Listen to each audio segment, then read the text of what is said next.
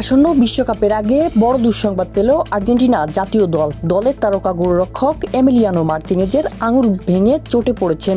ঘটনাটি ঘটে UEFA Europa league ফাইনালের আগে। ম্যাচ শুরুর ঠিক আগের মুহূর্তে ওয়ার্ম আপের সময় আঙুলে চোট পান এই বিশ্বকাপ জয়ী গোলরক্ষক। তীব্র ব্যথা সত্ত্বেও তিনি পুরো ম্যাচ খেলেন এবং অসাধারণ পারফরমেন্স করে ক্লিন শিটও ধরে রাখেন। ফাইনালে অ্যাস্টন ভিলা ৩-০ ব্যবধানে জিতে শিরোপা নিশ্চিত করে। আর ম্যাচের অন্যতম নায়ক ছিলেন এমিলিয়ানো মার্তিনেজ। ম্যাচ শেষে জানা যায় আঙুল ভাঙা অবস্থাতেই তিনি পুরো ম্যাচ খেলেছেন। বিশেষ ব্যান্ডেজ নিয়ে মাঠে নেমে একাধিক গুরুত্বপূর্ণ সেভ করে দলকে জয়ের পথে এগিয়ে রাখেন তিনি। চোট নিয়ে নিজের অভিজ্ঞতা জানিয়ে মার্তিনেজ বলেন, ওয়ার্ম আপের সময় আমার আঙুল ভেঙে যায়।